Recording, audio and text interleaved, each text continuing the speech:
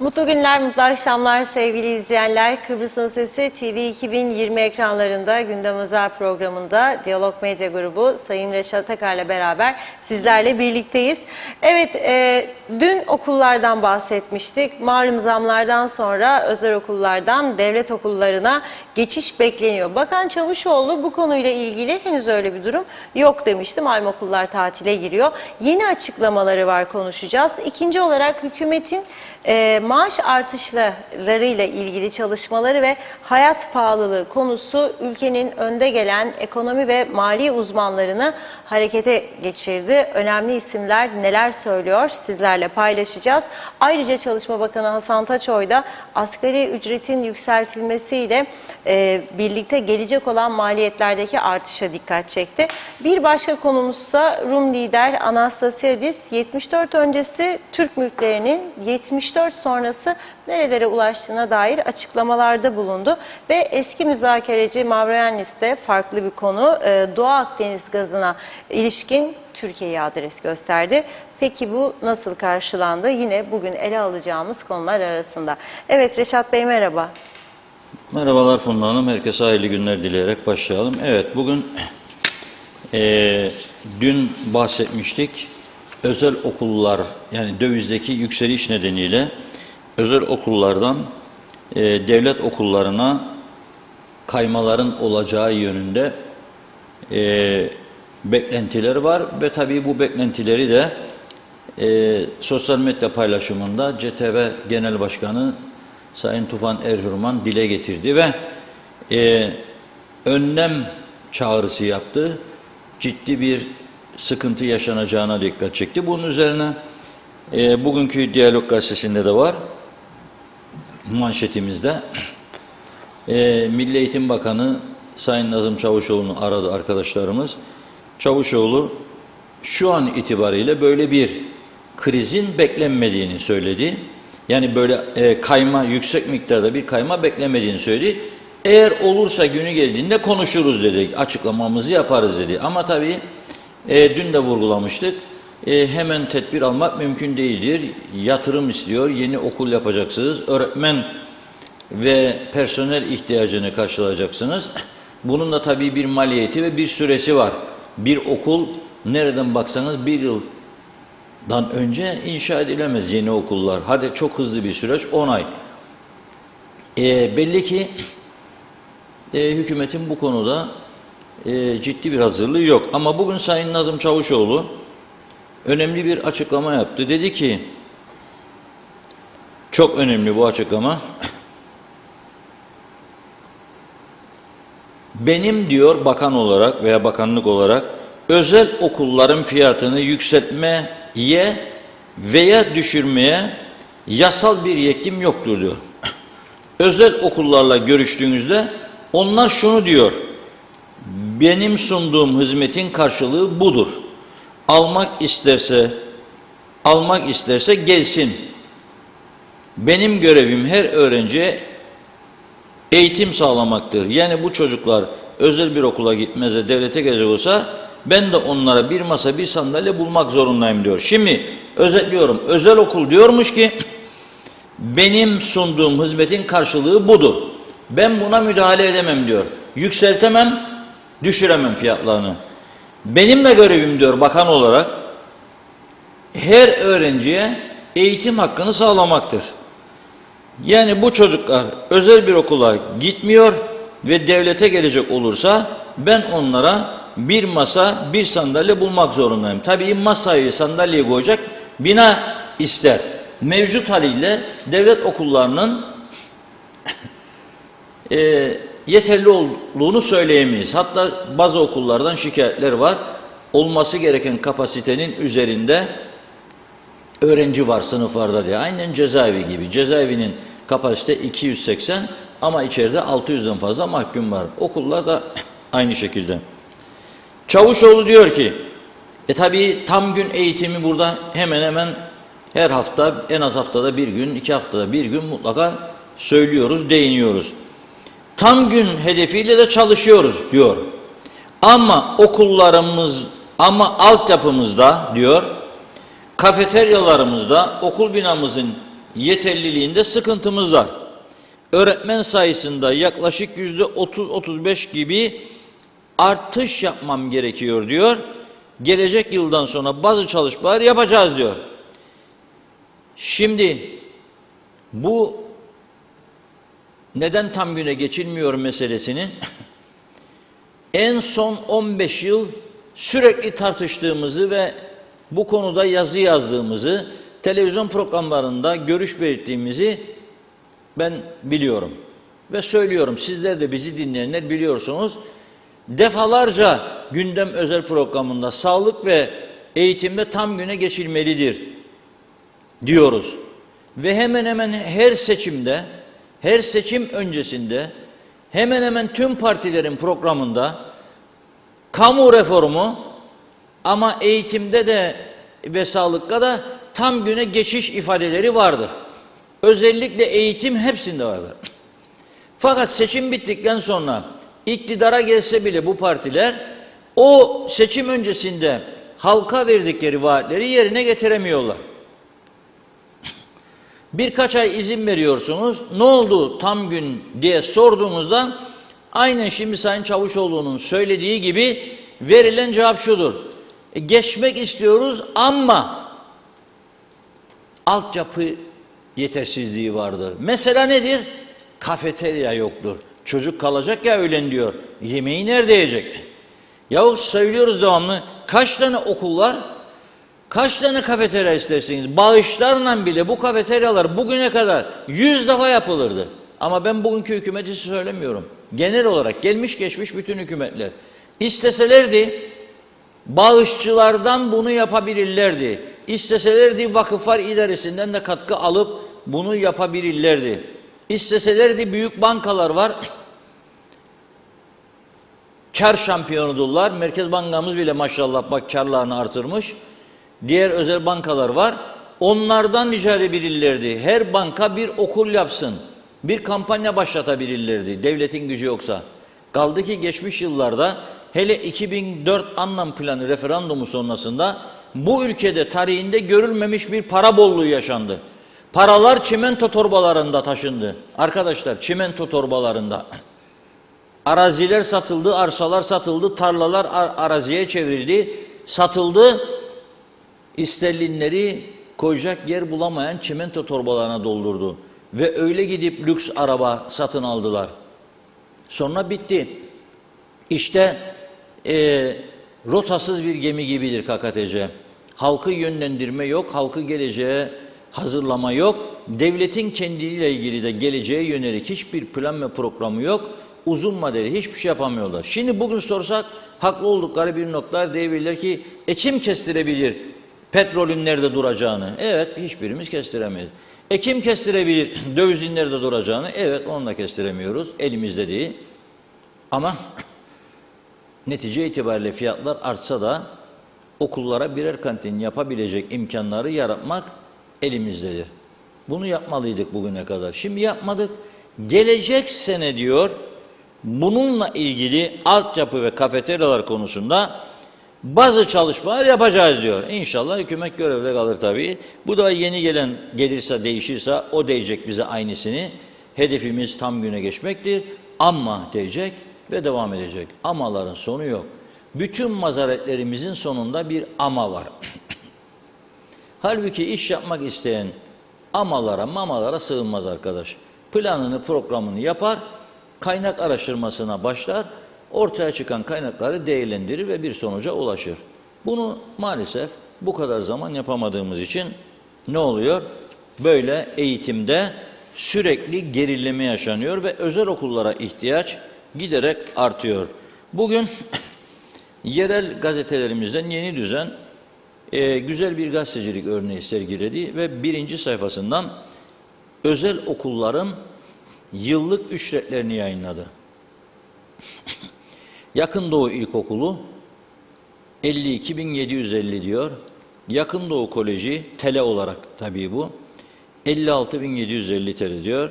Levent Koleji ilk 46.500 TL, Levent Koleji orta 60.000 TL, Levent Koleji lise 65.000 TL.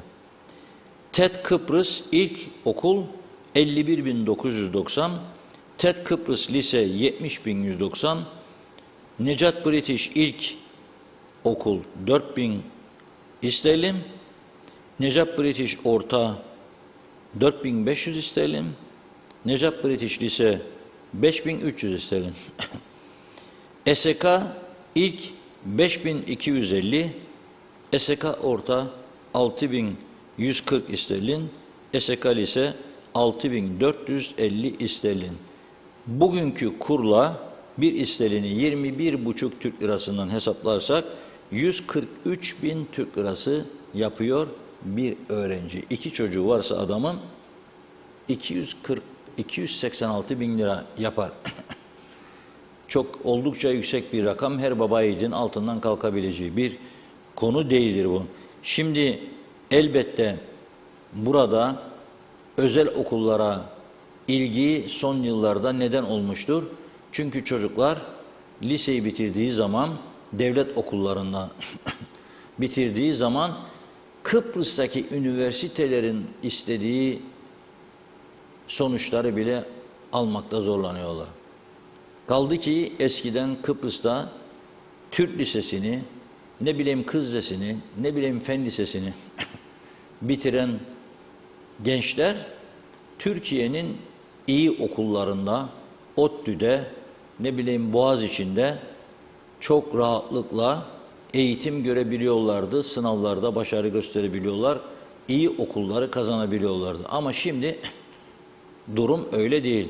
Devlet okulları tam güne dönmediği için, devlet okullarında eğitim süresi kısaltıldığı için ve devlet okullarında öğretmen bakanlık ilişkileri sürekli sorun yaşadığı için ve sendikalar sürekli grev kararı alarak öğrencilerin normal 3 saatlik, 3,5 saatlik veya 2,5 saatlik günlük ders hakkını dahi zaman zaman ortadan kaldırdıkları için aileler, bunu gören aileler çocuklarına daha iyi bir gelecek sağlayabilirler diye özel okullara yöneldi.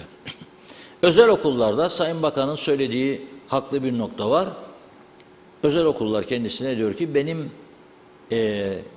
hak edişim bu kadardır. Çünkü ona göre öğretmen alıyor. Kimisi bir öğretmene, İngilizce öğretmenine 10.000 TL maaş veriyor. Kimisi 20-25.000 veriyor. Kimisi buradan öğretmen buluyor. Kimisi İngiltere'den de öğretmen getiriyor. İyi İngilizce eğitim versin diye.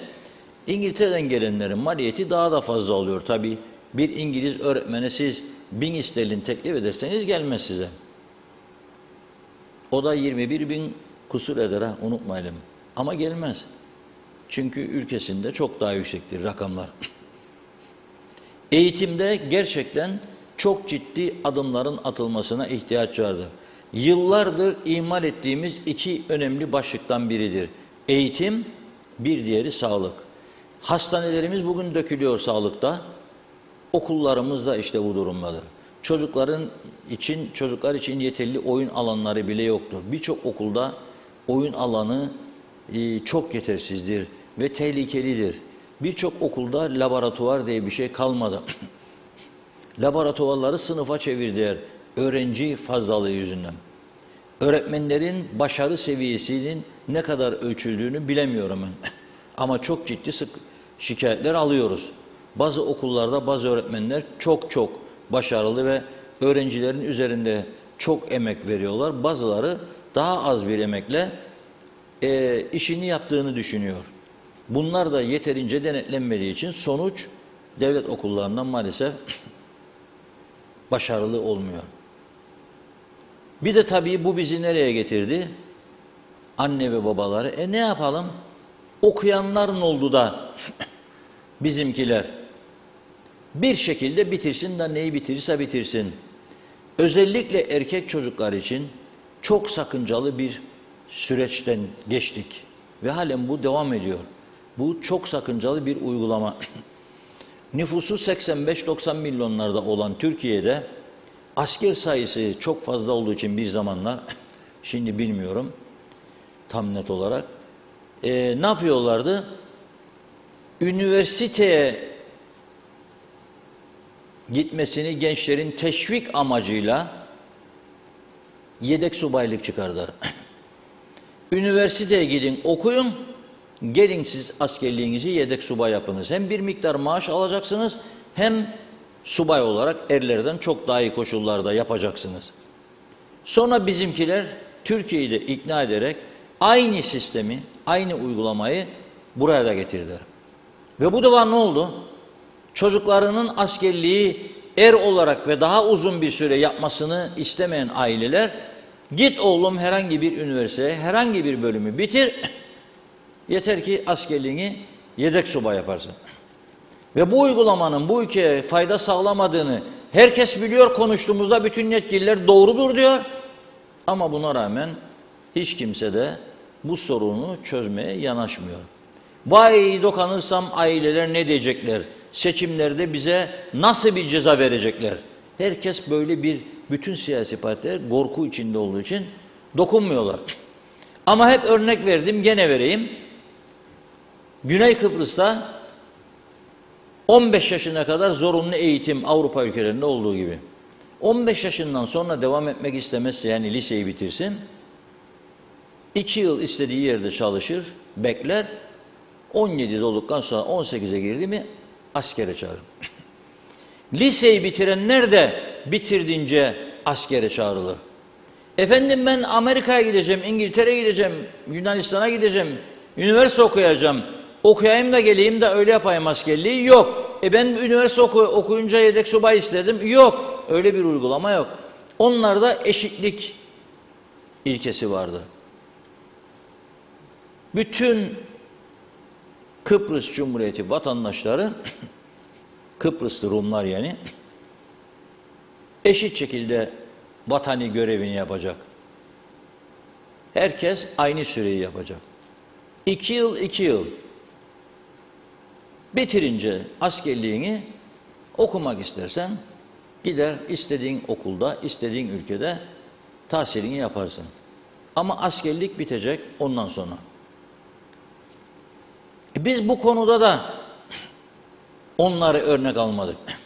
Burada bir eşitlik ilkesi var. Ama biz ne yapıyoruz şimdi? Diyoruz ki git oğlum, oku üniversiteni, ister yurt dışında ister buradaki üniversitede, bitirince askere gelirsin. Ne olarak? Yedek subay olarak. Ötekinin çocuğu gitmediği için üniversiteye er olarak yapıyor ve daha uzun süre. Ama sizin çocuğunuz bir üniversitenin herhangi bir bölümünü bitirdiyse yedek subay olarak yapıyor daha kısa süre. Burada eşitlik ilkesi nerede? Nerede? Sonra da ne oluyor?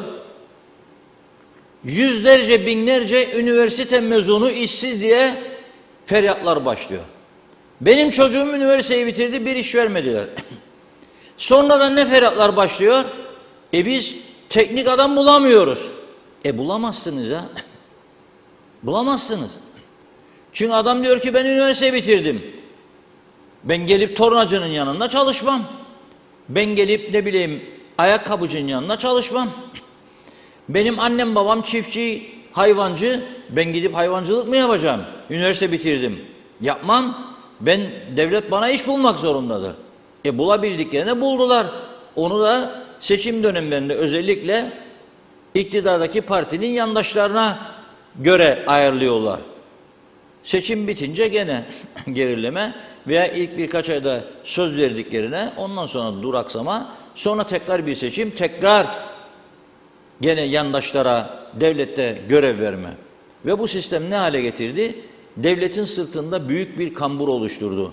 Devlet gelirlerinin, bütçesinin %85'inin maaşlara gittiği ikinci bir ülke veyahut da yönetim şekli yoktur. Bunu sorsanız bizi geçmişten bugüne yönetenlerin tümü itiraf eder.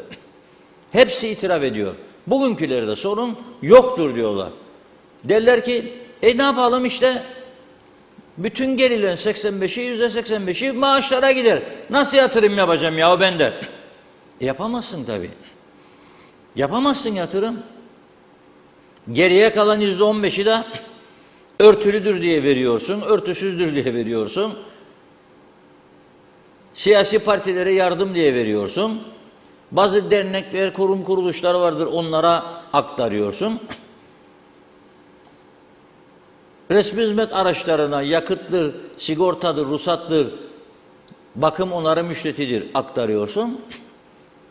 Kalırsa elinde bir miktar para, onunla da göz boyamaya yönelik bir şeyler yapıyorsun. Ama bu ülkenin birçok ihtiyacı giderilemiyor. Cezaevi büyümesi gerekirdi, yeni cezaevine ihtiyaç vardı. Parasını Türkiye verdi de yapıldı. Parasını Türkiye'nin verdiği 120 milyon civarında bir para ile inşa edilen o cezaevi de hala da açılamadı. Hala da işte bir yasa eksikliği de yasa değişmesi lazım da kadro şema mema hala devam. Aynı şey. Bir mezbaa yapıldı. Biteli 4-5 yıl oldu, belki de daha fazla. Hala açılamadı. Sonra Avrupa Birliği. Nasıl Avrupa Birliği? Güneyde 2 tane mezbaa var. Bizde 68 tane mezbaa var. Bizde veteriner denetiminde olmayan çok mezbaa var. Kimin umurunda? Kimse denetlemiyor. Kimse bakmıyor. Allah'a emanet. Kasaba gidiyorsun, alıyorsun eti, Allah'a emanet. Yani o yüzden ciddi, geçmişten bugüne ciddi ihmaller yaşadı bu ülke. Şu anda da eğitimde geldiğimiz nokta budur. İnşallah gelecek sene gündeme alacağız dedikleri konuyu erkene çekerler. Tamam, kabul ediyorum, para yok, şu yok, bu yok, ama az önce birçok örnek verdim. Kaynak yaratılabilir arkadaş. Bazı yerlerden kesersiniz, eksik olan, mesela kafeteryasız olan 5-10 tane okulun kafeteryasını o kestiklerinizden yaparsınız.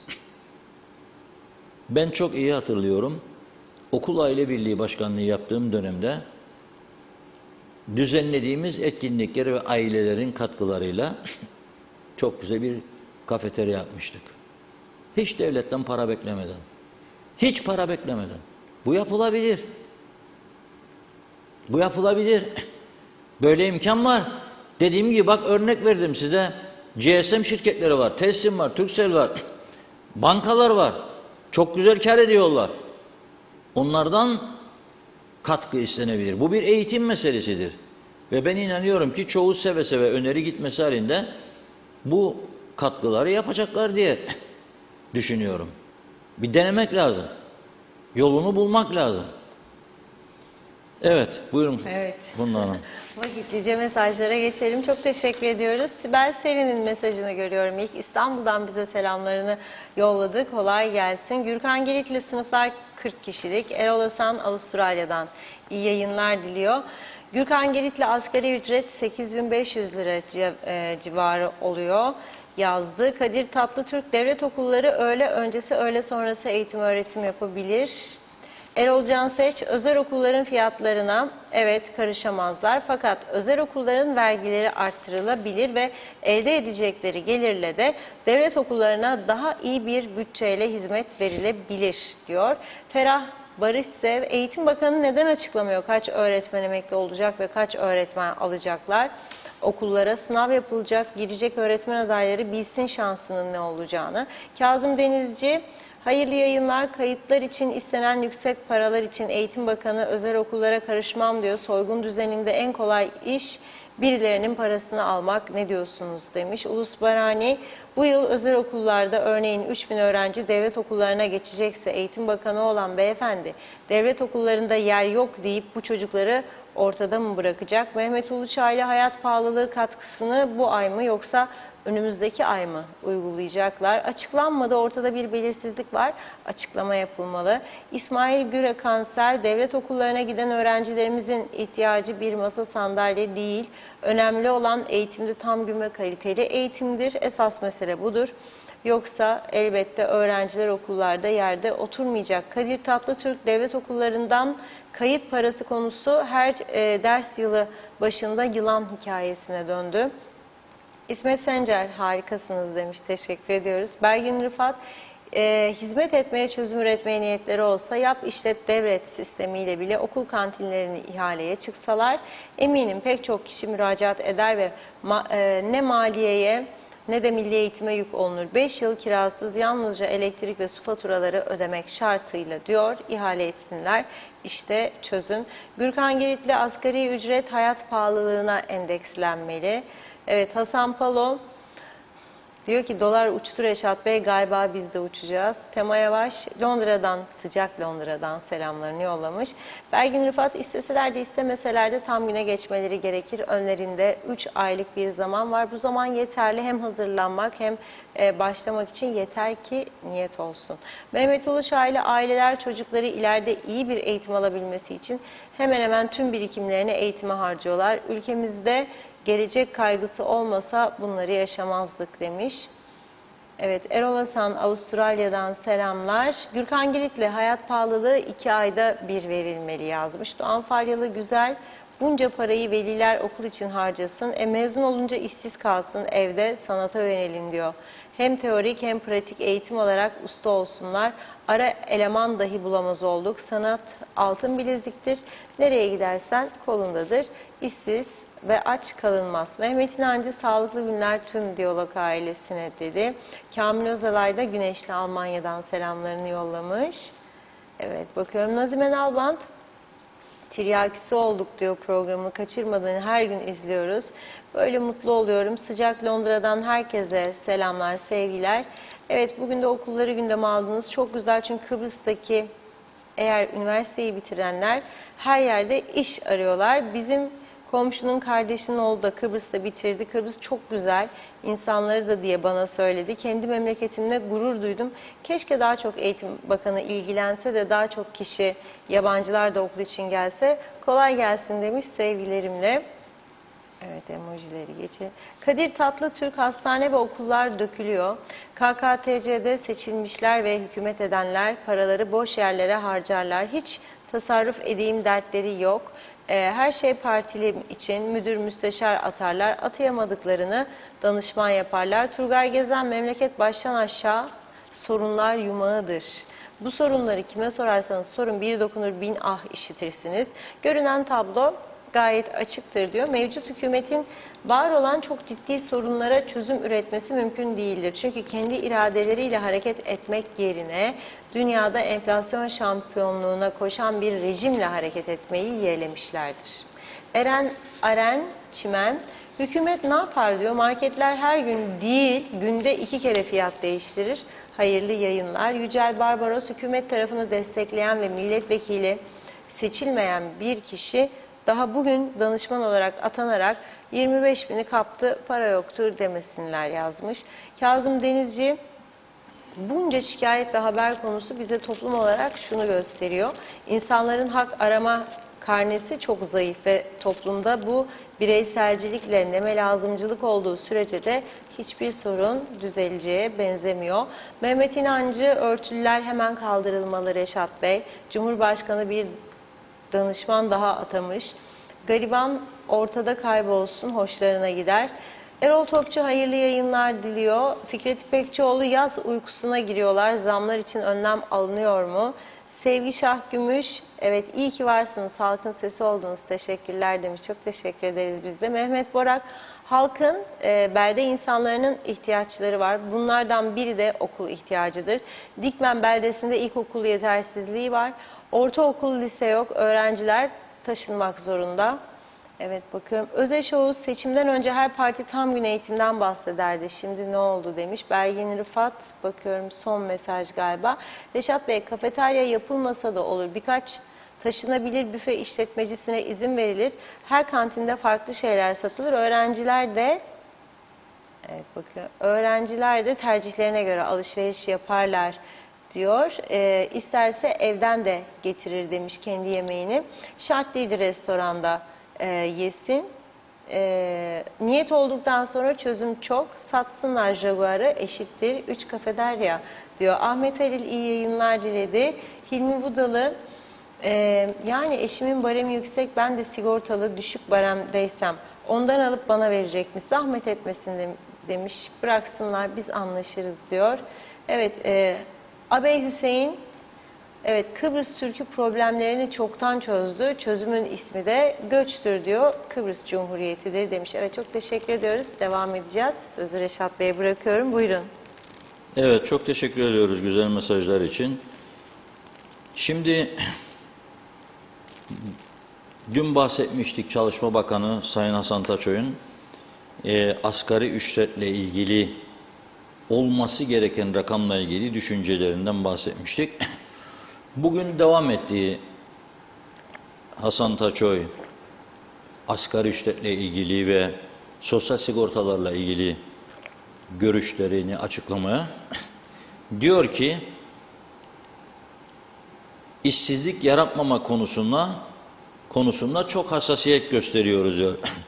8.000 ile 8.500 TL arası bir asgari ücret olmalıdır diyor.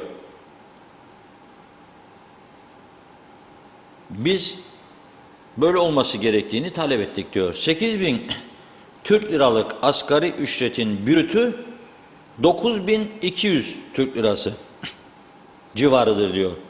Bunun üzerine işveren katkısı da konduğu zaman bu rakam 10.500 Türk lirası civarına gelir. Yani bir iş yerine maliyeti 10.500 TL olur diyor. Eğer 8.500 TL asgari ücret olursa diyor, o zaman da diyor iş yerine maliyeti 11.000 liranın üstünde olur. Şu anda 7.000 liradır maliyet. 4.000 lira artar. Şimdi bu 8.500 asgari ücretlinin markete gittiği zaman karşılaştığı korkunç pahalılık sorununu çözebilecek mi? Netinde 2.500 lira artış olacak diye. Ve işverene 11.000 lira maliye çıktığında 7.000'den 4.000 lira bindiğinde ne olacak? 10 kişi varsa adamın yanında 40.000. 100 kişi varsa 400.000 binecek maliyet. Bunu karşılayabilecek şirketler var. Gelirleri iyidir, karşılayamayacak olanları var. Bu işin bir tarafı. Devam ediyor, diyor ki hiç kimseyi incitmeden, işsizliği artırmadan hayatımıza devam etme ve ettirmeyi amaçlıyoruz. Çok güzel. Yapılacak olan hayat pahalılığı ile Sosyal Sigorta Dairesi'nin giderleri de artacak diyor. İşte bence esas amaç budur. Artı diyor ki ben daha çok gelir alayım çünkü ödeyemiyorum diyor. Demek istiyor. Sigortadaki hesapları da düşünmek ve bu primleri uygulamak mecburiyeti. Bir yanda emekçinin, diğer yanda işverenin hakkı var, anlıyorum, ama diğer yandan da 43.000 emekli kişinin hakkını alması gereken bir durum var. Hiç kimseyi incitmeden diyor, işsizliği artırma, hayatımıza devam etmeyi amaçlıyoruz.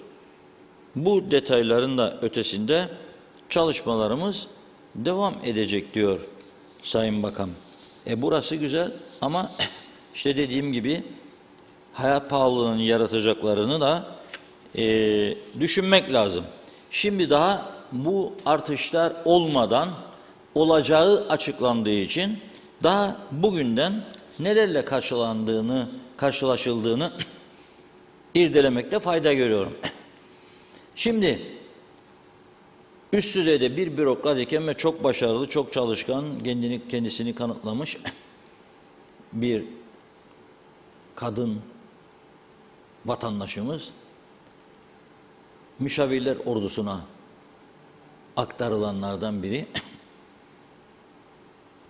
Bugün sosyal medya paylaşımı yaptı. Onu okuyarak bahsetmek isterim. Durumun ne olduğunu anlatan çok kısa bir yazı. Marketten şimdi çıktım diyor ve arabada yazıyorum. Yani aldı cep telefonu, o kadar öfkeli çıktı ki arabada yazmaya başladı.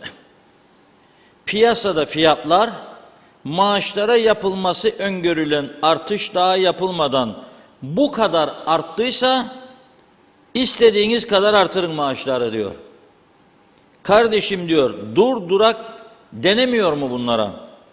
Herkes fiyatına bakınca almak istediği ürünlerin 8'ini rafa geri koyuyor. Serbest piyasa mı diyor? Yok kardeşim değil diyor. Serbest terbiyesizlik, serbest yüzsüzlük, serbest çakallıktır bu diyor. Çünkü derler serbest piyasa kendi dengesini bulur. Bulmaz ama. Bu ülkede bulmuyor. Çünkü domates salçası getirirsiniz, 4 tane firma getiriyorsa, biri artırdığı zaman öteki diyor ki biz de ona yakın verelim, öteki biz de ona yakın verelim, kendini garanti alacak. Çünkü herkesin elinde bir de hesap makinesi var. Yo gördünüz mü diyor, İsterlin'in oldu diyor.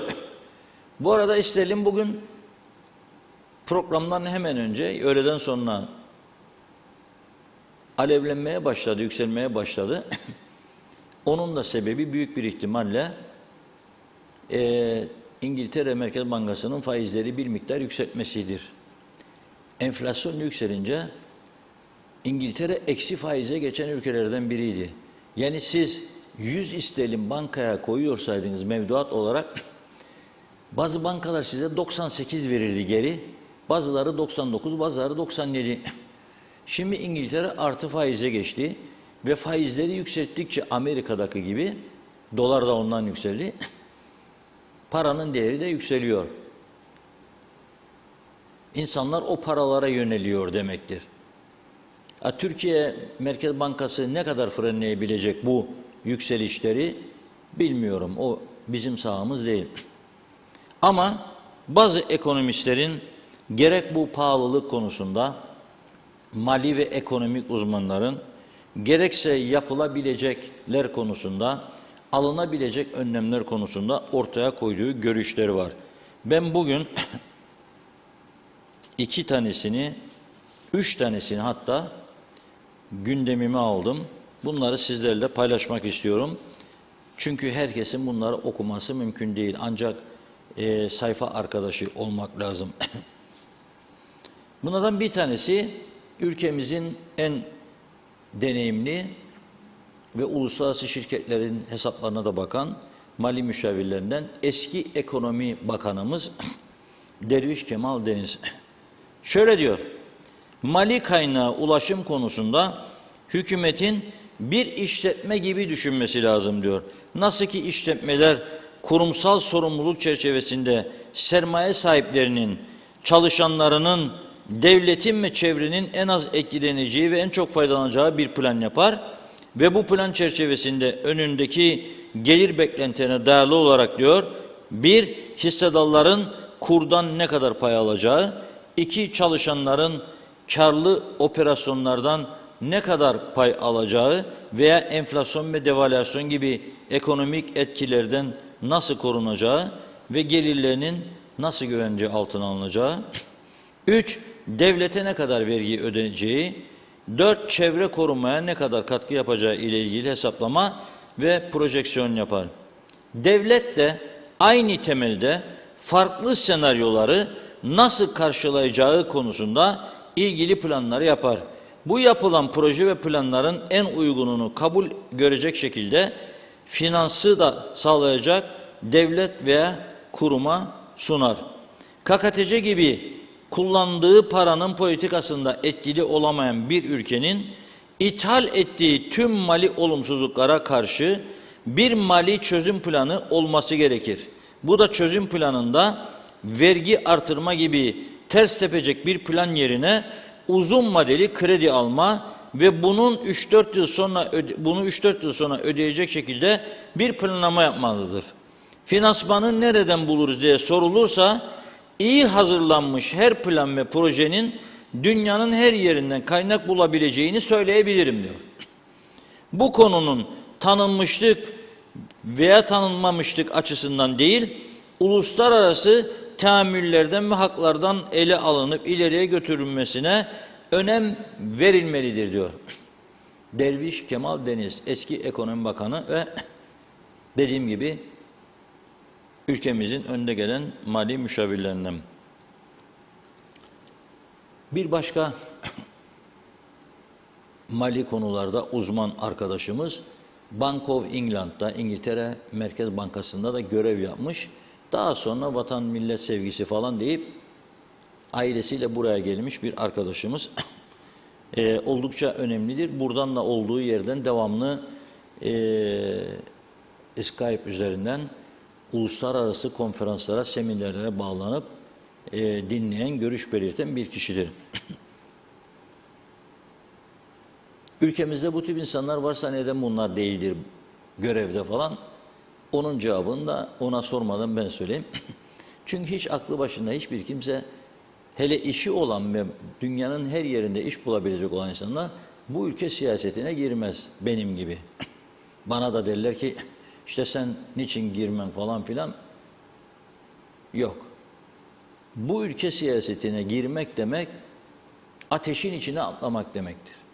Ya çok sabırlı olacaksınız, geniş yürekli, küfürler, saldırılar, maldırılar bunları göğüsleyebilecek bir yeteneğiniz olacak ya da hassas bir insansanız hiç bu işlere bulaşmayacaksınız. Uzaktan seyretmek daha iyidir. Hani bir şarkı var ya, seni uzaktan sevmek diyor aşkların en güzeli. Siyaseti de bırak. Ben bu ülke siyasetinin bu saatlerden sonra düzelebileceğine ve halka güven verebileceğine inanan bir kişi değilim. Ama yanılmayı da çok isterim, çok arzularım. İnşallah beni yanıltırlar. Diyor ki Mete Ferun'da, geçen akşam diyor bir televizyon programında heyecanlı bir şekilde lira kullanmak bizim için büyük bir şanstır diyen ve bu süreçten hep birlikte güle oynaya çıkacağız diye bir garip iddiada bulunan diyor Olgun amcaoğlunun ardından dün de Sunat Atun Türkiye'de liralaşma stratejinin enstrümanlarını görüştüğünü açıklıyor. İnsanın içinde hiç mi kendi insanına karşı diyor bir sevgi, bir empati olmaz? Ülkesinin haline hiç mi üzülmez? Gerçekten anlamak güçtür diyor. Bir yandan kendilerine ve partilerine oy vermiş olanların suratlarının bu açıklamaları dinlerken aldığı hali düşünüp oh olsun size diye zevk duyarken diğer yandan da hiçbir suçu olmayan ve başkalarının hatalarının sonuçlarını yaşayanlar için üzülüyorum diyor. Yani anlaşılmıştır sanıyorum söylemek istedikleri. Bir başka genç murakip arkadaşımızın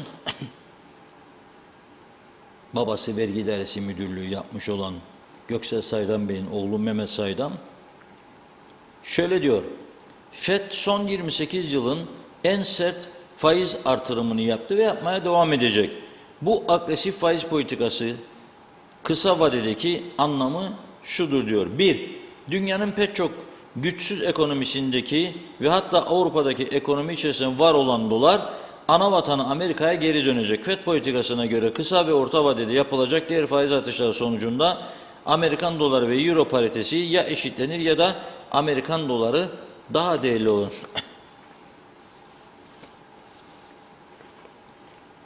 2. Emtia fiyatları daha da artacak. Akaryakıt diyor, tarım ürünleri ve benzeri.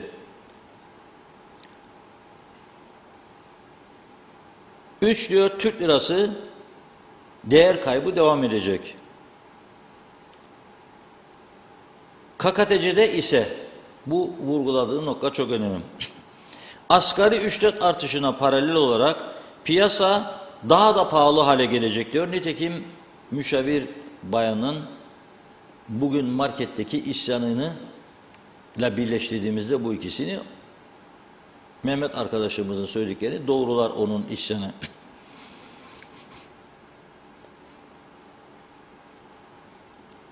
Asgari ücret artışına paralel olarak piyasa daha pahalı hale geleceğinden olan diyor özel sektör olacak ve işsizlik başlayacak.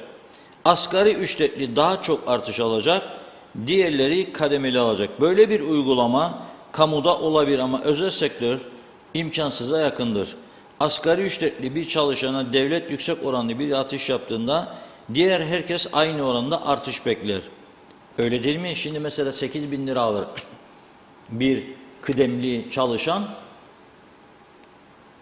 6.070 alır asgari ücretli. Şimdi siz asgari ücretliyi 6.070'ten 8.500 nete yükselttiğiniz zaman 8.000 alana ne yapacaksınız? 2.500 de ona vereceksiniz. O da 10.500 olacak.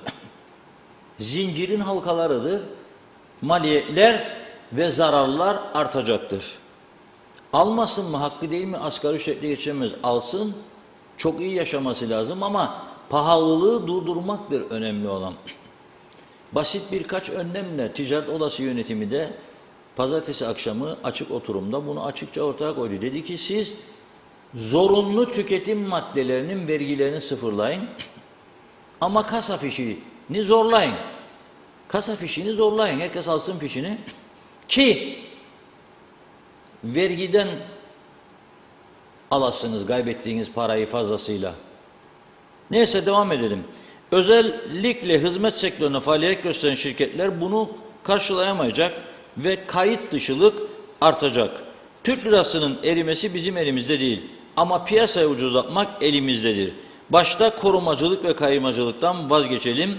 Gerçek anlamda adım atmış oluruz diyor. Şimdi sizlere farklı görüşler aktardım ekonomik anlamda. Bu konuları iyi bilen, maliye, ekonomi üzerinde ihtisas yapmış insanlardır. Ülkemizin değerli insanlarının görüşleridir. Ben bunları aktardım. Yani çaresizlik içinde kıvranmak doğru değildir. Bir takım çareler üretilebilir diyor onlarda. Ben de aynı görüşteyim. Bir takım çareler evet üretilebilir. Yeter ki tabii istek olsun. İstek olursa bunların tamamını çözemezsiniz ama bir kısmını çözebilirsiniz. Market gezip fiyat kontrolü yapmak kolay değildir. Kayıtsız işçileri kayıt altına almak daha kolay olduğu halde onu yapamayan bir devlet market gezip de insanların kaça sattığını tespit edip de kulak çekmekle bu işi düzeltemezler. Türkiye'de olduğu gibi Türkiye'de yapılacak edilecek gibi yapılamadı. Yapılamaz da. Bu bir ticari disiplin ve ticaret ahlakıyla ilgilidir. Bir, iki, devletin alması gereken diğer ek önlemleri almamasıyla ilgilidir. Nedir ek önlemler? Koyacaksın işte kasa fişini veya kredi kartıyla alışveriş sorumluluğunu bir miktar kaçağı önleyeceksin. İki, bu kayıt dışı işçileri kayıt altına alacaksın, devletin gelirlerini artıracaksın. Bunlarla mümkün olabilir. Ben dikkat ediyorum, genellikle çiftçinin, köylünün alın teriyle ürettiklerinde çok fazla bir artış yoktur fiyatlarında. Ama diğer bütün tüketim malzemelerinde gerçekten fiyatlar korkunçtur. Nereden nereye geldiğimizi arkadaşlarımızı görevlendirdik, araştıracaklar, bulacaklar ve bizler de sizlere bunları aktaracağız. Önümüzdeki programlarda aktarabildiğimiz kadar. Ama dediğim gibi böyle bir durum söz konusu. Bugün Diyalog Gazetesi'nin 1. sayfasında önemli bir haberi vardı. Eğitimin dışında. Bu haber de zannediyorum bazı soru işaretlerine cevap verici niteliktedir. Arkadaşlarımıza dedi ki git bakalım babalar günü geliyor. 19 Haziran pazar günü babalar günüdür. Anneler günü oldu, şimdi babalarda sıra.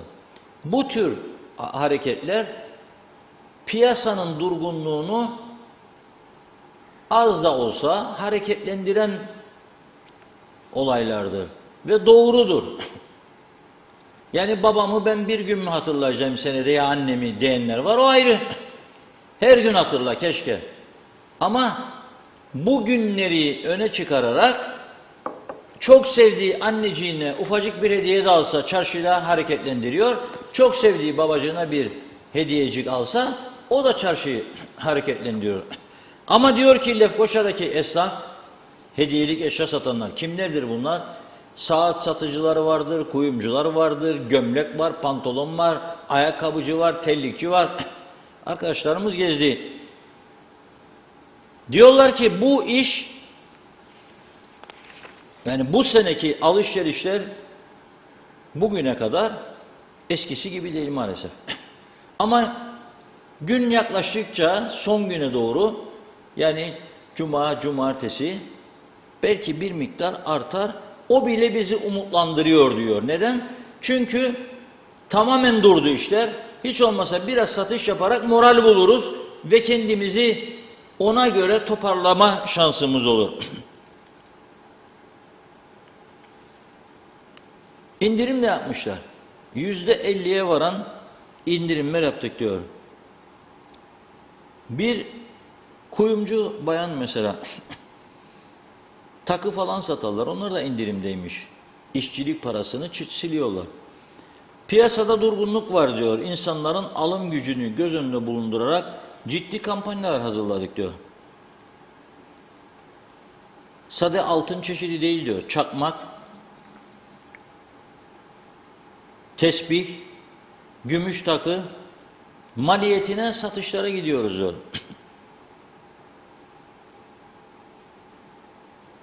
Anneler Günü'nde diyor, geçtiğimiz Mayıs ayında kampanyalar diyor, bize olumlu etki yapmıştı. Onun faydasını gördük.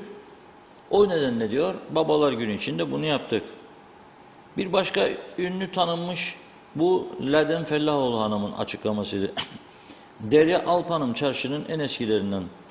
Ekonomik darboğazın dövizdeki yükselişe rağmen satışlarımız fena değil diyor. Yanlış politikaların ve beceriksiz yönetimlerin bizleri getirdiği noktaya rağmen işimize tüm gücümüzle çalıştık ve ayakta tutmaya çalışıyoruz diyor. Özel günlerde de diyor daha iyi iş yapıyoruz diyor.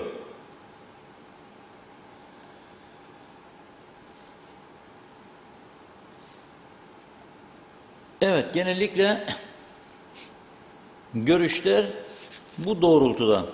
Babalar Günü onlar için bir fırsattır ama şu an itibariyle istenildiği gibi gitmiyor diyor. Ama bu arada tabii okullarda etkinlikler düzenleniyor. Kimisinin çocuğu şarkı söyleyecek, kimisinin şiir okuyacak, kimisinin gösteri yapacak, dans gösterisi falan. Aileler de çocuklarını o gününe katılmak için gidip bir elbise, anneler özellikle bir şeyler almaya da çalışıyor. Onun da bu piyasaya kısmen de olsa etkisi oluyor diye düşünüyorum. Evet Funda Hanım. Evet, geçelim. Kaldığımız yerden devam. Devam edelim. Hünal Berkant, Cengiz Topal Hastanesi'nden selamlar dedi. Ali Büyük, mecliste büyük kavga çıkarsa ana vatanda müdahale eder, meclisi lav eder de bir kayyum vali atarsa ancak bu işler yoluna girer. Nazime Nalbant, Reşat Bey çok doğru. Eğer birlik beraberlik olursa her yer temiz ve bakımlı olur. Bizim zamanımızda okullara çok bakılırdı. Şimdi okullar çok bakımsız. Hatta tatil zamanı bile gereken okullara bakımı son dakikaya bırakıyorlar. Böyle ne olur yapmasınlar. Daha çok özen göstersinler. Okusunlar ve sanatta da güzel bir şeydir. Ellerin de sanat da olursa çok iyi. Her ülkenin okumuşunda İster sanatında da ne çözüyor? İyidir, çalışkan insan diyor iyidir. Her zaman da hayatı iyi olur. Yeter ki tembellik olmasın derler. Evet, işler açılsın, gençlerimiz göç etmesin, pahalılığı da düşürün. Ne olur lütfen mutlu akşamlar dedi. Evet, Oytun Andaş, 27 Kasım günü statükoya son, düşmana korku, dosta huzur, Anadolu'ya güven, Avrupa Birliği bayrağını dalgalandırmak, Cumhuriyetimizi ileri taşımak istiyorsanız sandığa bana oy vermeye devam ediyoruz demiş Oytun Andaş, Bağımsız Belediye Başkan adayı ve mutlu yayınlar diliyor aynı zamanda. Mustafa Cici Baba, iyi yayınlar, hala hademeler ödenmedi, hiç kimse çıkıp açıklama yapmıyor, böyle düzen olmaz demiş.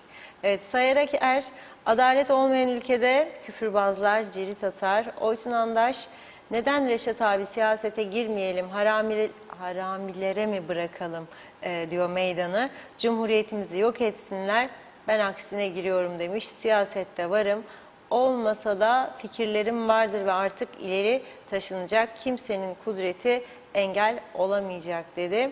Evet, Demre Coşkun Türkiye'de akaryakıt zamları dünyadaki petrol fiyatlarına bağlanırken benzin fiyatlarında Almanya'da %35, Hollanda %21, Fransa litrede 0,15 euro, İtalya'da yine litrede 0,25 euro, Macaristan %40 indirime gitmiş. Polonya'da ise akaryakıtta KDV'yi sıfırlamış. Türkiye ve KKTC ise vergilerle halkın ciğerini sökmeye diyor, devam ediyorlar. Evet, Recep Elçioğlu cehalet mi milletvekili adayı olup kazanamayan kişilere 32 bin lira maaşla danışman yapıyorlar. Neyi danışacaklar merak ediyorum. Belgin Rıfat, asgari ücreti arttırmak bu kadar zorsa en azından iş sahipleri her çalışanına hayat pahalılığı katkısı altında ayda 2'şer bin lira versinler. Bunu vergilerinden düşsünler. Eğer o kadar iyi niyetliyseler ve belediyeler, ticaret dairesi varsa ya da maliyeden birileri fiyatları denetlesin, ağır cezalar versin ki fahiş fiyatlandırmanın sonuna geçilsin demiş. Gümrük harçları da düşürülsün ve TL'ye dönülsün. Onlar ana, biz evlatız ya. En azından diyor bunu yapsınlar, iki ülke arasındaki gümrük harçlarını düşürsünler ve TL yapsınlar dedi. Sayar Aker, iki cambazın bir direkte oynaması imkansızsa iki devletin de bu küçük adada ekonomi bayramı yaşatması da imkansızdır. Bir an önce yürüye geçilmeli, inattan geri dönelim demiş. Özeş Oğuz, bir müessese %50 indirim yaparsa demek ki %50'nin üzerinde kar eder ki indirime girer ve yine de zararına satmaz, dönüp ağlarlar diyor. Güzin Atik, bir devletin kalkınabilmesi, halkının refah içinde yaşayabilmesi için öncelikle sağlık, eğitim ve çevre sorunlarının çözülmesi ve en yüksek seviyeye getirilmesi gerekmekteydi. Ama ne yazık ki 50 senedir bizim ülkemizde bunu yapamadılar.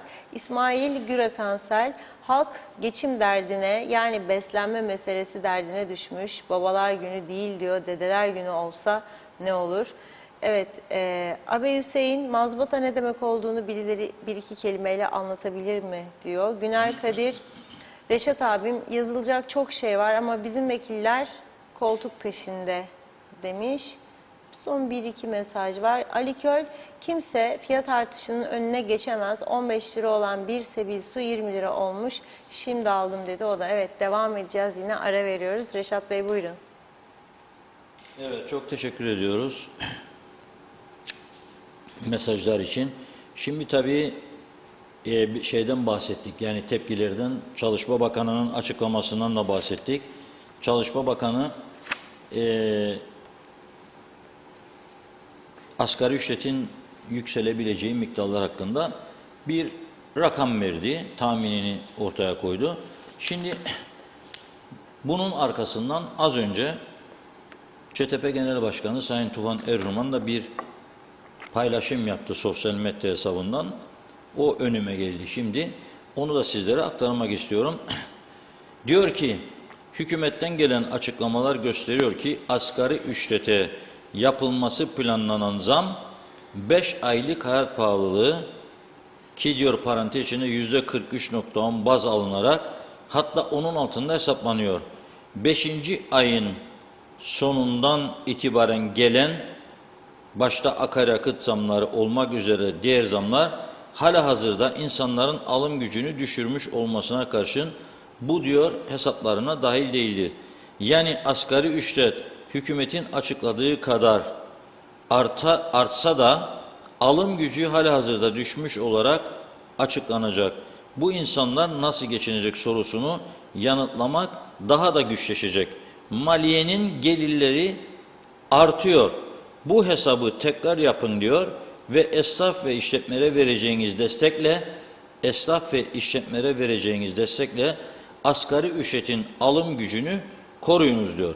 Aksi halde hem açlık hem de talebin daralması hem de yurttaşların istihdamdan çekilmesi daha da hızlanacak. Yani o da işsizliğin artacağı inancındadır.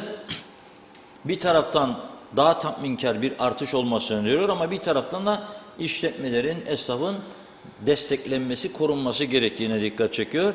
Aksi halde istihdam meselesinde ciddi sıkıntılar yaşanacak diyor Tufan Bey. Önemli bir konuya dikkat çekiyor. Şimdi ben diyorum ki bir kısa ara verelim. İki önemli konumuz vardır, bilinmesi gerekir. Onları konuşmazdan önce gerçekten önemli konulardır ama bir güzel şarkı dinleyelim. Eşleriyle birlikte olanlar lütfen dans etsinler. Özellikle orta yaş ve üstü olanlar bu şarkıyı çok iyi hatırlayacaklar. Güzel bir vakit geçirmelerini diliyorum.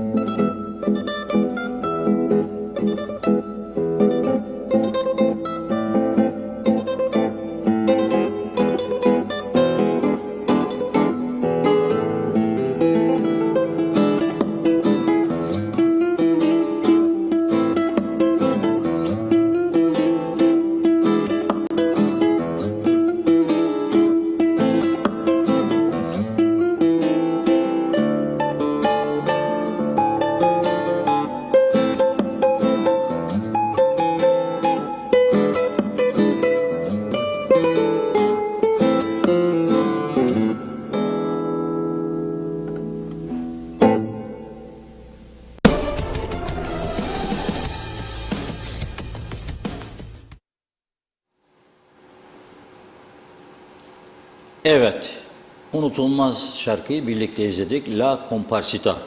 Eskiden bu çaldı mı hiç kimse yerinde oturmazdı. Hafta sonu eğlenceleri, danslar, düğünler, müğünler, hatta gelinle damat genelde Kozan marşıyla girerler salona. Hatta geçenlerde oldu ya, işte adam tam düğün başladı, karşılama havasıyla girdiler.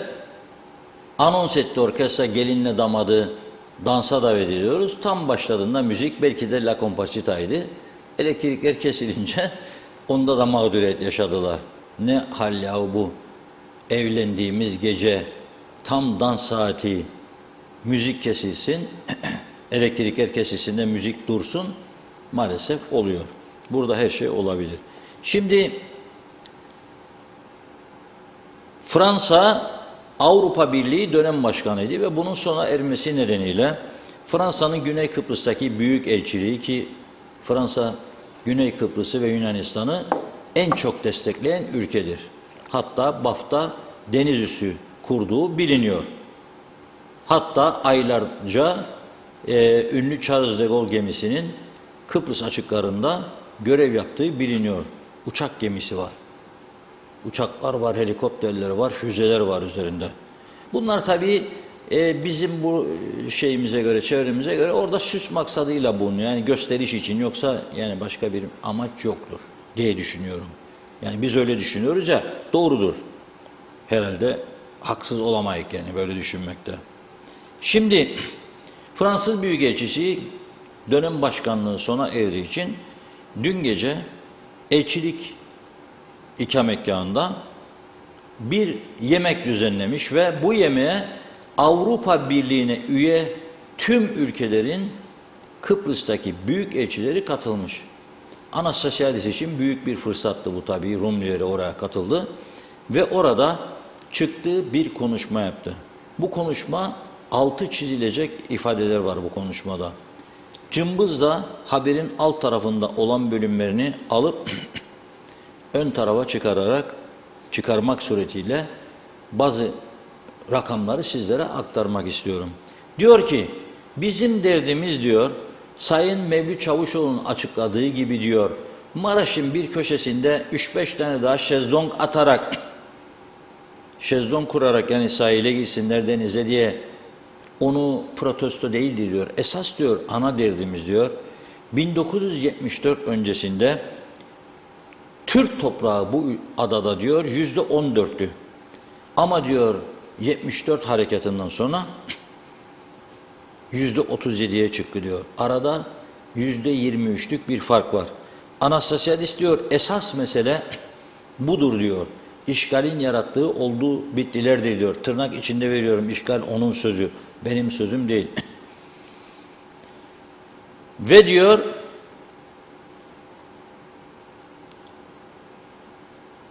Türkiye'ye sesleniyor. İzlediğiniz diyor her şey uluslararası hukuka, Birleşmiş Milletler Tüzüğü'ne aykırıdır diyor. Türk siyasi liderliği kendilerini sanki Birleşmiş Milletler'miş gibi uluslararası hukuka başvursalar da yine de örneğin münhasır ekonomik bölge gibi meseleyi istişare yoluyla halletmenin yöntemlerini kendilerine önerdiğimiz zaman bunu reddediyorlar diyor. Anastasiadis mesela o dediği MEP meselesi, münhasır ekonomik bölge, bunu diyor geliniz diyor Lahey Adalet Divanı'na götürelim diyor. Demek ki kendisine çok güveniyor bu konuda. Ama diyor her şeye rağmen ben diyor müzakerelere diyor koşulsuz başlamaya hazırım. Bu mesajı da veriyorum diyor.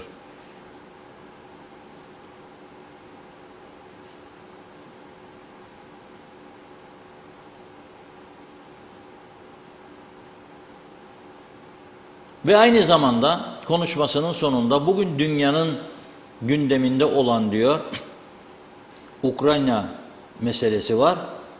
Kıbrıs ile diyor Ukrayna meselesi arasında paralellik vardır diyor. Moskova'nın Ukrayna işgali ile ortaya koyduğu bahaneler diyor Türkiye'nin 74 yılında Kıbrıs'ı işgal ettiği zaman söyledikleriyle diyor iddialarıyla aynıdır diyor. Ama şimdi esas mesele benim dikkat çekmek istediğim, eğer %14 ise toplam Türk malı, toprağı, %37'sini tutuyorsak, olası bir çözümden sonra veya bir anlaşma olduğu takdirde buna zorlanma ihtimallerini de göz önünde bulundurarak, o zaman ne olacak bu aradaki fark? 15-20 milyar, 30 milyar euro tazminatlar nasıl ödenecek? Hangi bütçenin, hangi gelirle? Ödenemediği zaman nasıl bir çözüm ortaya çıkacak? Şimdi bazıları kendilerini şu her zaman en çok şahin görenler diyecek şimdi vermeyecek bitti. Ama öyle değildir. Öyle değildir. Ciddi sıkıntılar yaşamamak için bize altın kafeste sunulan öneriyi, sunulan fırsatı daha doğrusu heba ettik kendi elimizde.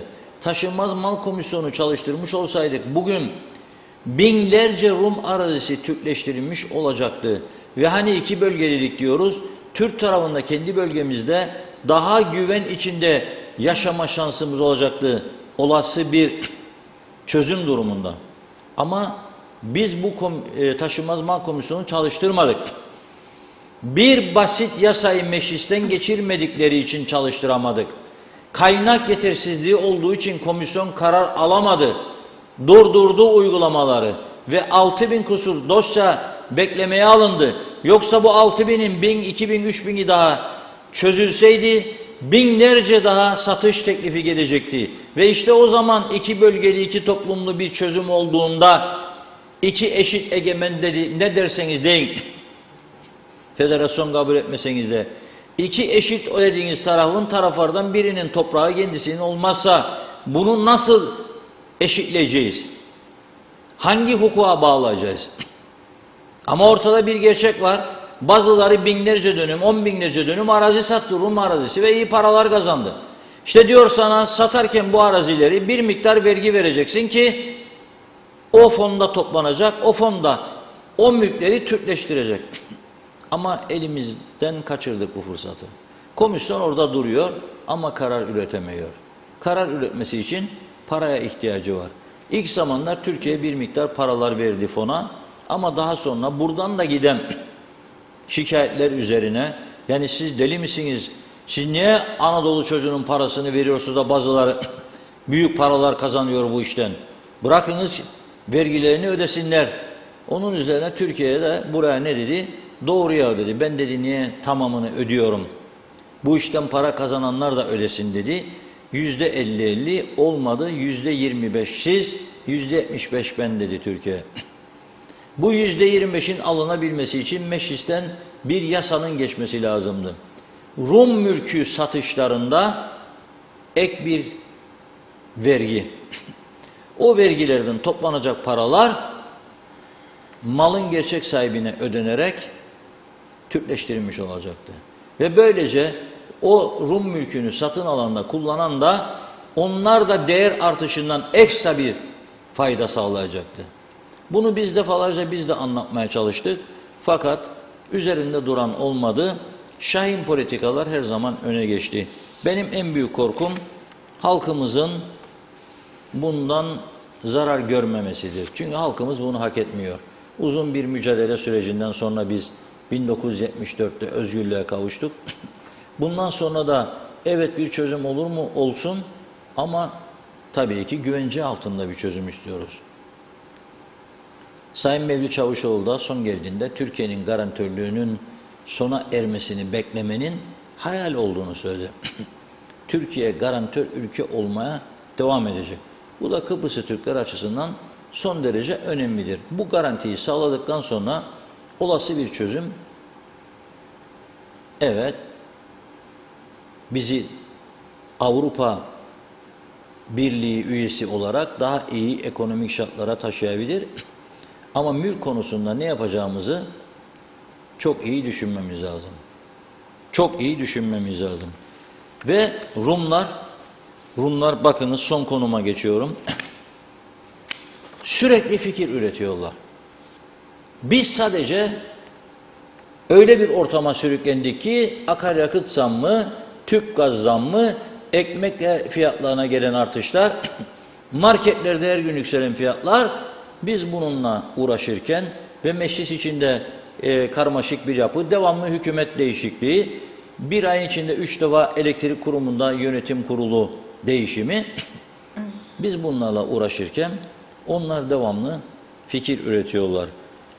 Eski Rum müzakerecisi Andreas Mavroyiannis, onunla görüşmelerde bulunan Kıbrıslı Türkler, müzakereciler kendisini iyi tanırlar. Kudret Özersay da çok iyi tanıyor. Özdil Nami de çok iyi tanıyor kendisini.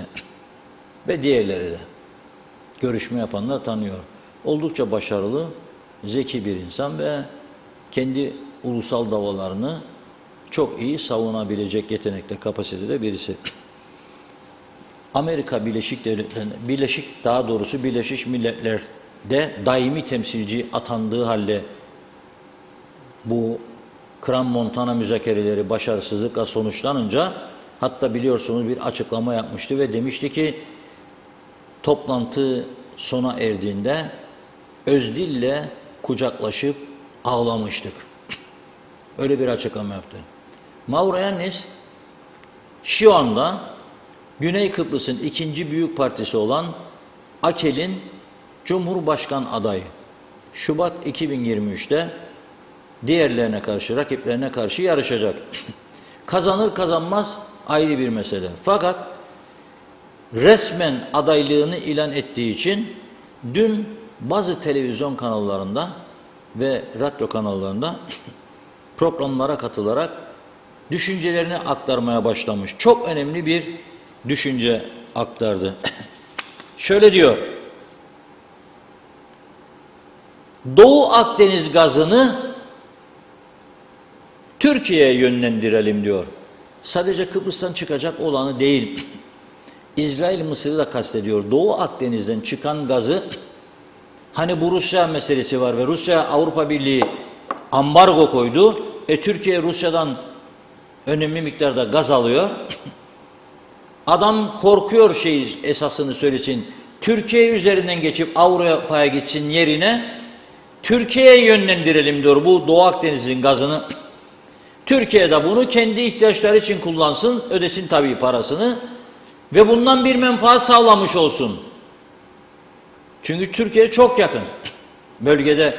Herhalde ondan sonra da gündeme gelecek olan fazlalığını Avrupa'ya satsın. Tabii buna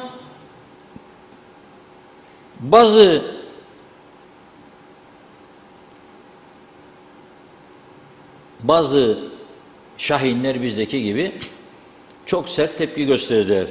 Türkiye'yi neden öne taşıyor? Neden Doğu Akdeniz gazını Türkiye'ye, işgalci bir ülkeye yönlendiriyor? O da diyor ki, şu anda diyor beliren bir tehlike var ortada diyor.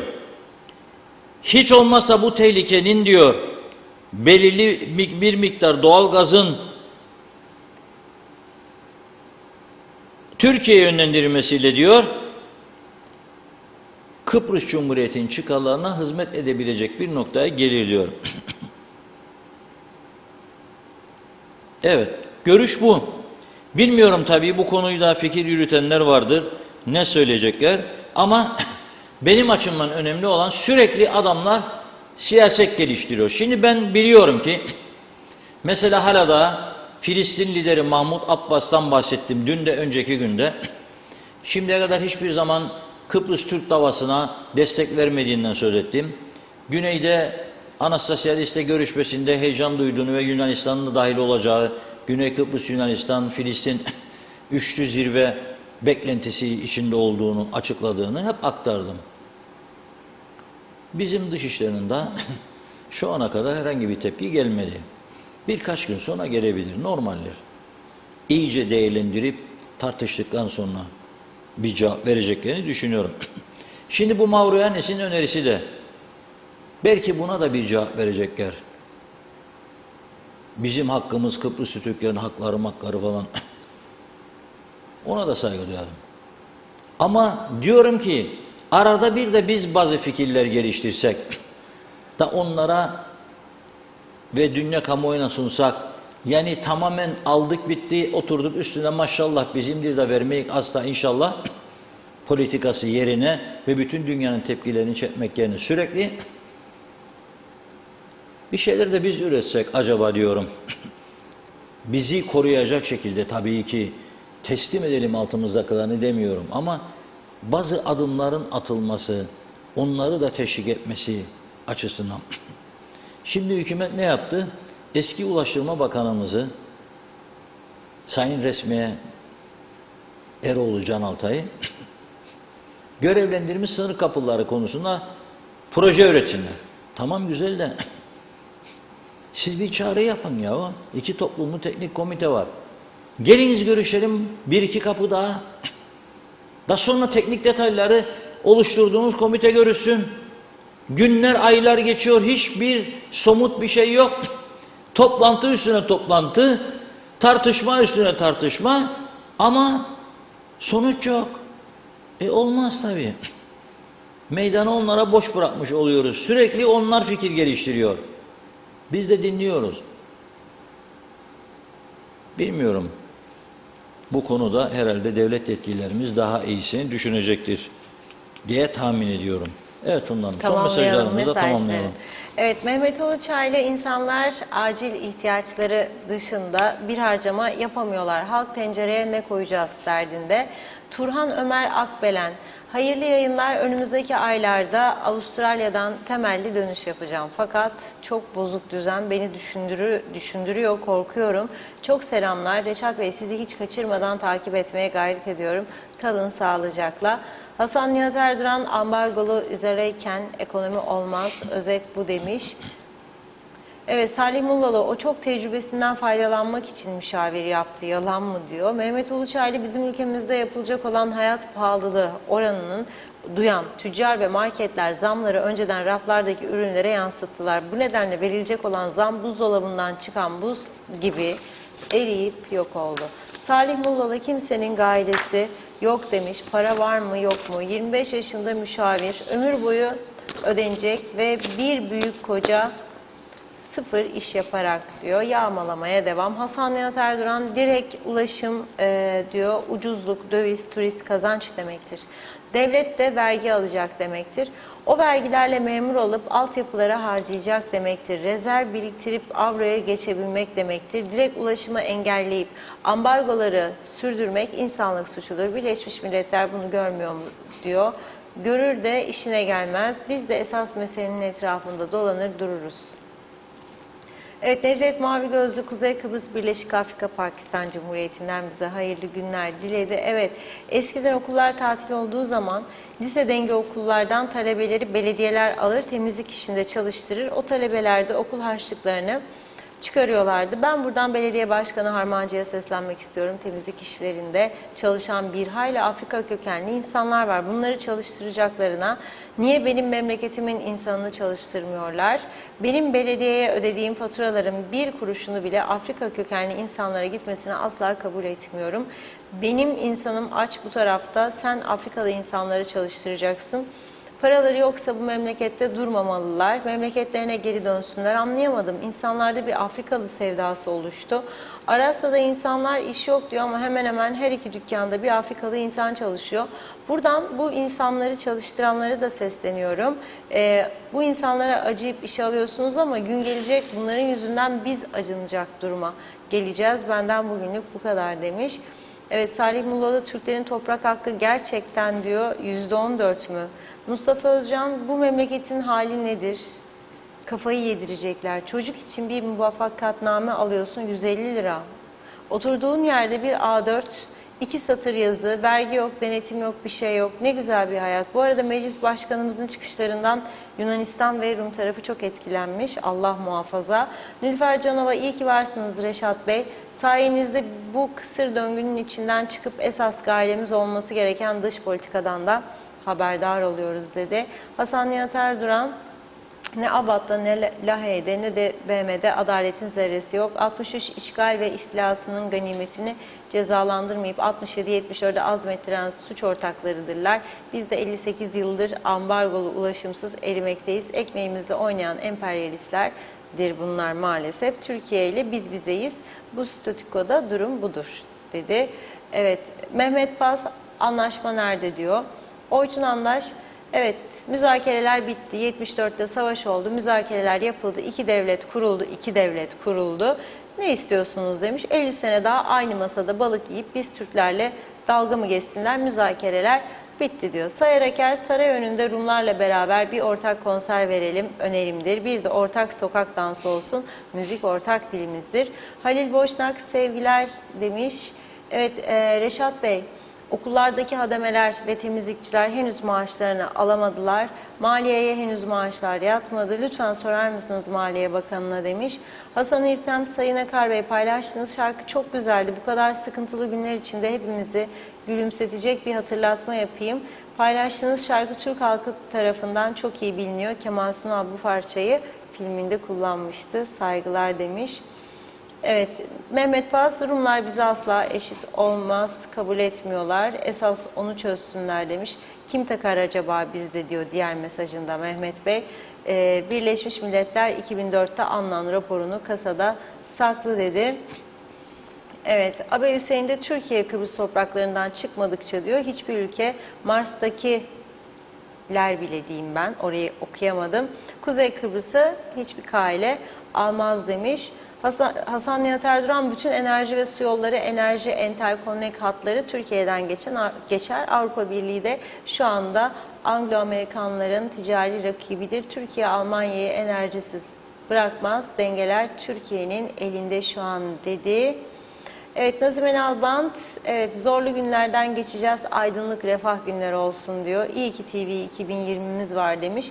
Belgin Rıfat, eskiden, atlamayayım, bir dairede 10-15 yıl çalıştıktan sonra müdür ya da müşavir olurlardı. Demek ki bunlar doğuştan müşavir doğdular. Ne yaş ne tecrübe ne de başka bir şeye ihtiyaçları yok. Amcaları var ya diyor ya da dayıları, maşallah demiş. Yakında entel mental işlerden sorumlu bakanlık da kurarlar herhalde. Ya da Hayaller Bakanlığı, neden olmasın demiş Belgin Hanım. Evet, bu mesajla da burada noktalıyoruz. Evet, buyurun Reşat Bey. Evet, çok teşekkür ediyoruz. Programımızın sonuna geldik ama bir soru var burada. Bir izleyicimizin, Salih Mullali'nin dikkatimi çekti. Bana soruyor, Türklerin toprak hakkı gerçekten %14 mü diyor. Yani şimdi bu konuda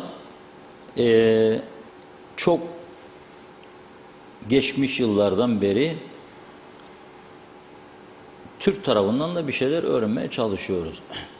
Ama bugüne kadar bizim taraftan doğru dürüst bir açıklama yapılmadı. Çok iyi hatırlıyorum, Günaydın Gazetesi'nin muhabiri olduğum yıllarda, 80'li yıllarda merhum Cumhurbaşkanımız Rauf Denktaş bir basın toplantısı düzenlemişti sarayda. Ben oraya katıldım ve o gün elimde yine Rum tarafının bu iddialarıyla ilgili bir haber vardı. Bu haberi de tercüme eden yine şimdiki gibi devletimizin Türk ajansıydı. Aldım elime yazıyı ve gittim. Tabii birçok konu tartışıldıktan sonra sorular içerisinde ben bizzat kendim bunu sordum. Denktaş Bey dedim. 28 artı vallahi billahi diyorsunuz. Yani çözüm olursa 28 artı olacak Türk'ün elindeki toprak demişti Denktaş Bey.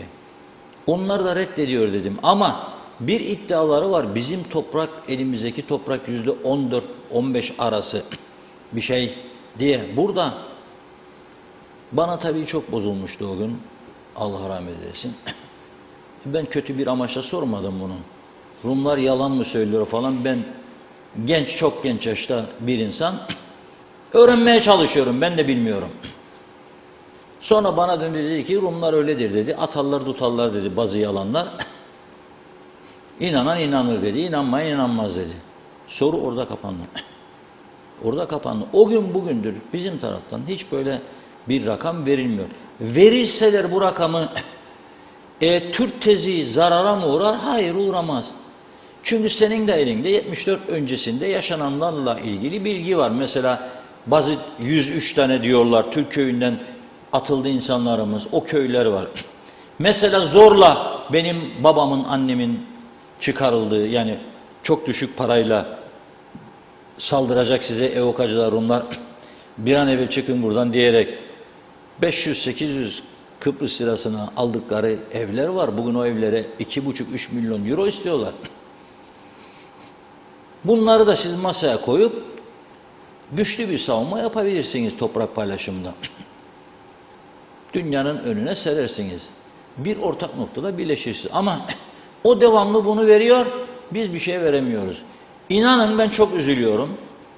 Larnaka hava alanı arazisinin büyük bir kısmının bir süre önce kaybettiğimiz, Allah rahmet eylesin, Hüseyin Elvacıoğlu ve ailesi, kardeşleri falan, tabii onlardan mirasçıydı. Onlara ait olduğunu ben, Hüseyin Bey'in bana Kıbrıs Medya'dayken gelip durumu anlatmasıyla öğrenmiştim ben o zaman. Ve kendisini aldım, Larnaka'ya ettik. Havaalanı orada çekim yaptık. Gazetede manşetlere taşıdık.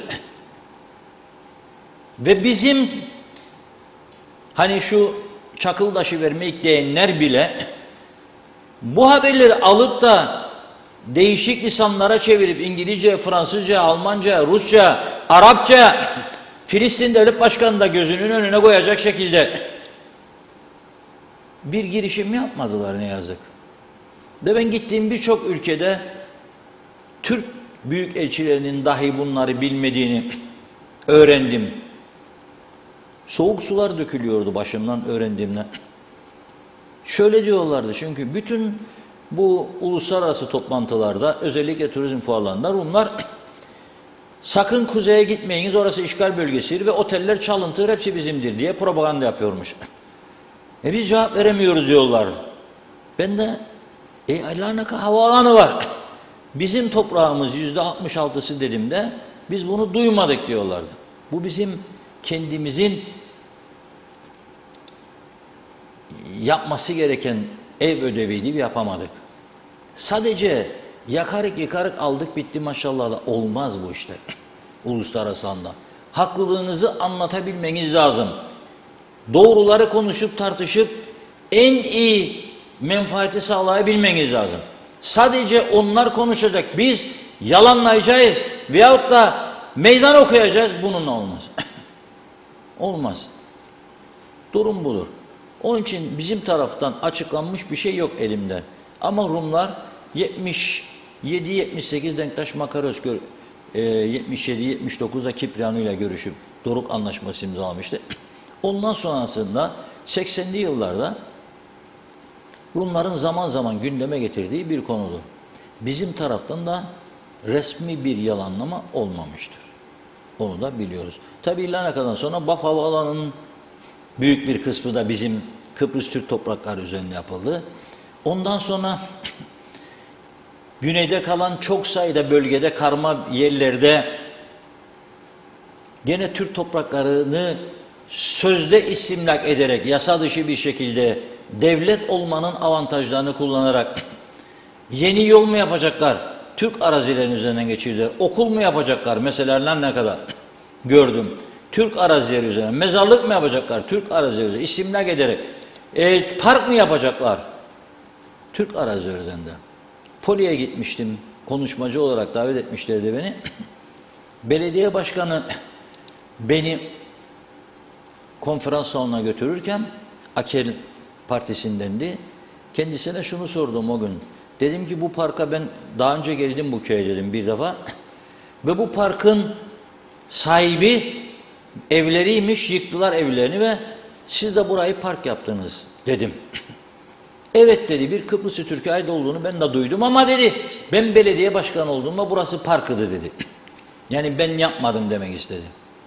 Sonra Latçi diye bir bölgesi var, güzel bir koy balıkçı tekneleri var oralarda, çok güzel balık lokantaları var ve orada ne vardır? Orada ne vardır? Kıbrıs'ın ünü Afrodit hamamları, aşk tanrıçasının adı var. Yüzlerce turist gidiyor her gün ziyarete. Sonra öğrendim ki o Afrodit hamamları olduğu gibi çevre arazileri Kıbrıslı Türklere ait. Merhum bir süre önce kaybettiğimiz Oktay Feridun ve ailesine ait. Hiç biz bunları savunamadık. Hiç biz bunları gündeme getiremedik. Şimdi Rumlarla kapışalım, savaşalım, mavaşalım demem. Ama karşılıklı çıkarları bir yerde buluşturup siyasi liderliklerimiz bir uzlaşmaya gidebilirler veya gitmeleri lazım demek istiyorum. Evet, durum bundan ibaret. Bu kadarla bugünün noktalayalım. Yarın inşallah daha güzel konularla birlikte oluruz yine. İnşallah. Çok teşekkür ediyoruz değerli yorumlarınız için. Ve evet sevgili izleyenlerimiz, programımızı burada noktalıyoruz. Yeniden görüşünceye dek hoşça kalın.